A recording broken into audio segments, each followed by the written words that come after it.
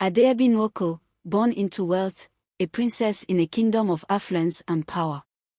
As the cherished daughter of Chief Billionaire Nwoko, she lived a life of luxury, untouched by struggle, shielded from the harsh realities of the world outside her family's estate. Every fabric she wore, every step she took, reflected her family's high status.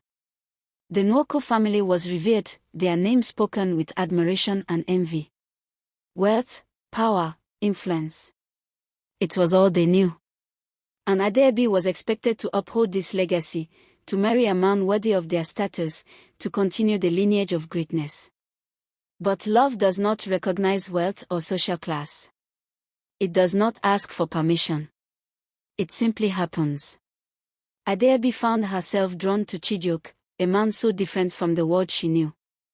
In the quiet village, away from judgmental eyes, she found something she had never known. With him, she was not Adaobi, the heiress. She was simply Adaobi, a woman in love. Under the Udara tree, Adaobi sits close to Chijioke.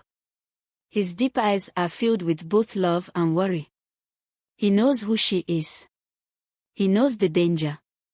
But when he is with her, he feels something he has never felt before, a love that does not care about wealth or rules. Adaobi tilts her head and smiles.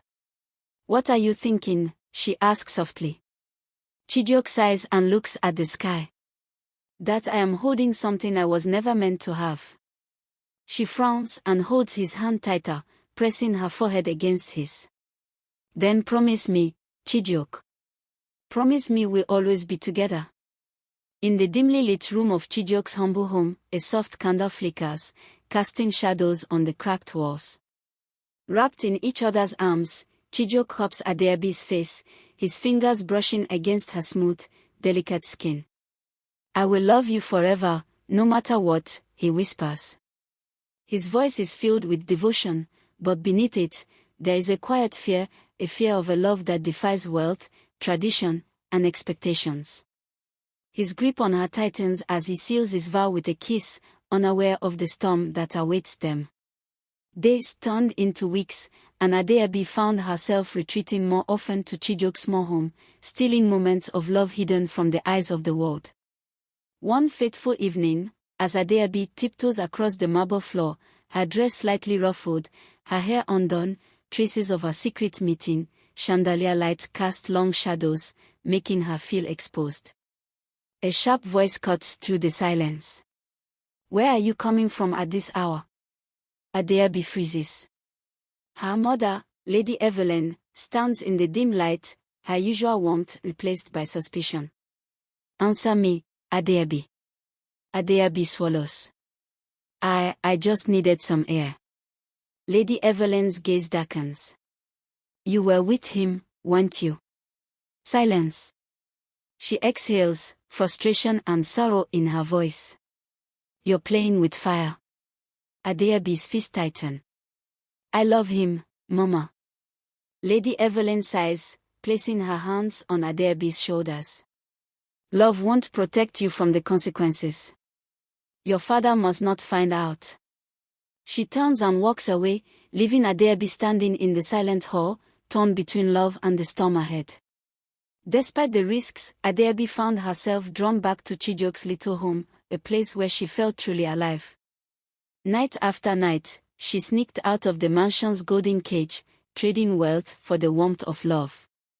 Days later, Adaobi stands before a small mirror, a pregnancy test trembling in her hands. She runs breathlessly along a quiet village path, her luxurious gown wrinkled, her hands clutching her stomach. Panic fuels her every step. Chijioke stands outside his small wooden hut, his muscular frame silhouetted against the fading light. His simple, warm clothes bear the marks of a hard day's labor. He turns, eyes narrowing in confusion as he spots her approaching. "Adaobi." His voice is filled with surprise and concern. She stumbles to a stop before him, her eyes wide, desperate. "Chijioke," she whispers, struggling for words. The wind carries the silence between them, thick with unspoken truths. Her voice trembles as she finally speaks. "I'm pregnant." Chijioke's expression shifts instantly, his eyes darken, his jaw tightens. He takes a step back, shaking his head, body stiff with fear. No, Adaobi, this can't be. Tears spill down her cheeks. It's true. I need you, Chijioke. But he won't meet her gaze. His mind races. She is the daughter of the powerful Nwoko family. He is just a poor farmer's son. If anyone finds out, the consequences will be disastrous. I can't, he murmurs, barely above a whisper. Then, with a deep breath, he turns away. Chijioke. Adaobi's voice breaks, pleading. She sinks to the ground, sobbing, her body trembling with heartbreak. But he keeps walking, his figure fading into the evening light, leaving Adaobi alone as her world falls apart. The Nwoko mansion, usually a place of elegance, is now filled with fury. Chief Damian paces, his heavy footsteps echoing. Adaobi stands before him, head bowed, heart pounding. Pregnant. By a commoner. His voice booms, face red with rage. After everything we've given you? Adaobi flinches but stands firm. Father, Silence. You have disgraced this family. Lady Evelyn dabs her eyes, silent. Tears well in Adaobi's eyes. I love him. Chief Damian scoffs. Love won't feed you when you're cast out. The air is heavy with finality, an unspoken door slamming shut forever. The golden gates of the Nwoko mansion creaked open. Adaobi stood at the entrance, clutching a small suitcase. Her fine dress was wrinkled, her heart heavy. The cold night air sent shivers through her, but her father's words cut deeper. From the balcony, Chief Damian's voice was cold and firm. You are no daughter of mine. Leave and never return. Adaobi's chest tightened. Tears burned in her eyes, but she refused to let them fall. Behind her father, Lady Evelyn stood frozen, sorrow in her gaze, fear in her silence. The mansion, once her home, now felt like a prison.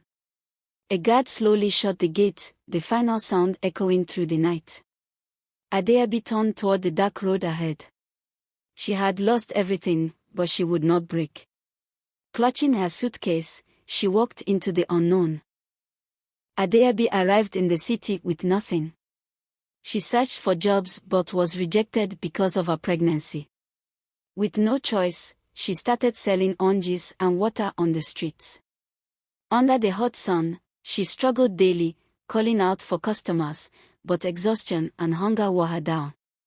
One afternoon, dizziness took over, and she collapsed.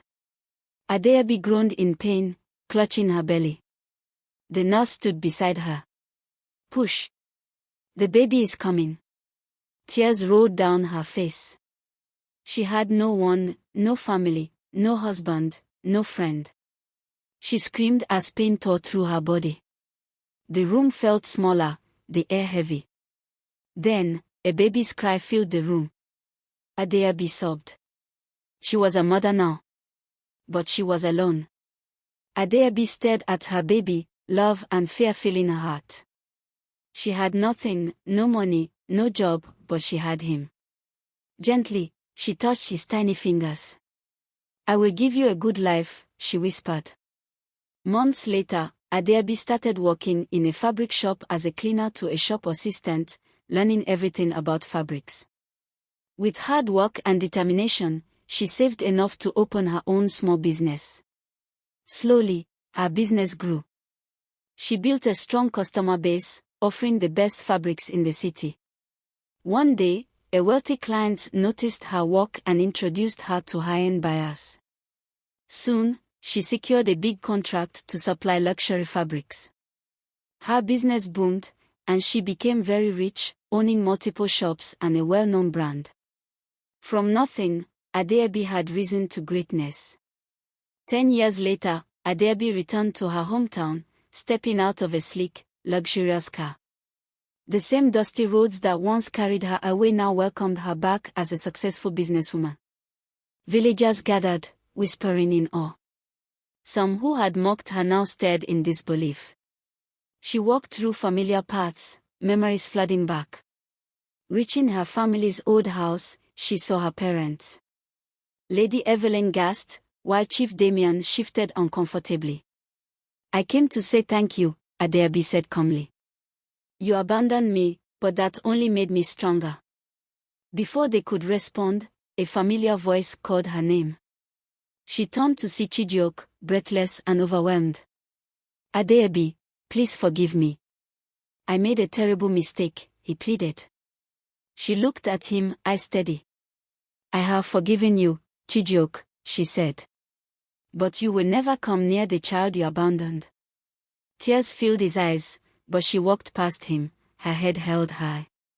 She had won.